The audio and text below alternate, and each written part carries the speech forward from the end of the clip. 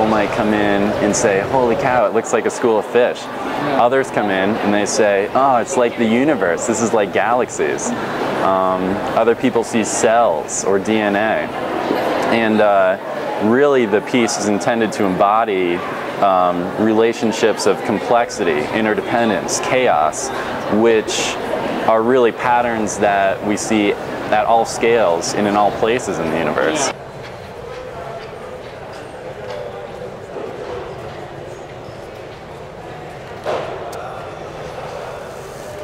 It would have been really easy to see this as a purely technical problem, get into the mind frame of a linear process of the technical steps to hang all these pieces of glass, and to lose sight of that aesthetic creation. And really, that part of it, balancing form and color, is where the sculpture finds its life.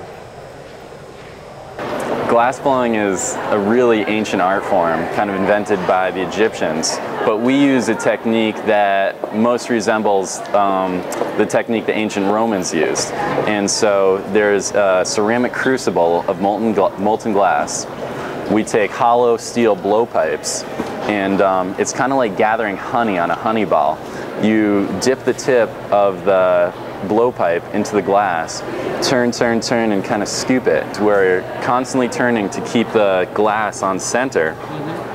And I start blowing a bubble, then I start shaping the glass with my tools while my assistant, in this case my brother, keeps inflating the piece. We go for some color. We roll the hot bubble in powdered colored glass, which we buy from Germany.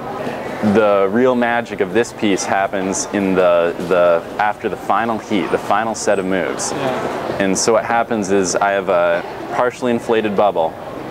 I get it ripping hot in the furnace. I come out and I'm kind of swinging it and dripping it, and just like that blob of honey wants to drip right to the ground, an inflated bubble will also elongate or become squatter depending on how gravity is affecting it. So I'm kind of teasing out this long bubble. Then I grab my shears and I grab onto the bottom of the bubble and I start stretching it. I hand off that blowpipe to my brother, who leaps onto the bench. So Tucker is blowing, I'm stretching, giving him guidance, hang a little bit more, blow a little bit more, stop.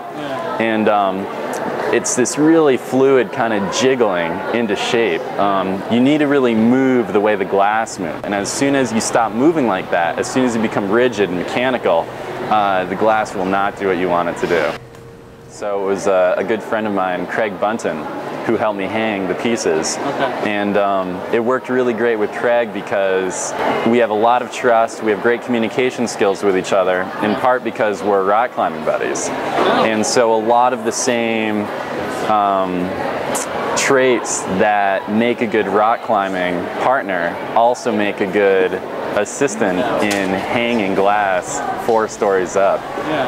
So the heights, the trust, the non-verbal communication was all really critical. What I'd originally done was I planned out the overall form and color composition. Then I assembled my building materials. So that was a long process of making the sculptural superstructure, blowing all the glass, and coming up with the whole hanging assembly. Then, when we were actually hanging, it's kind of like painting in space with glass.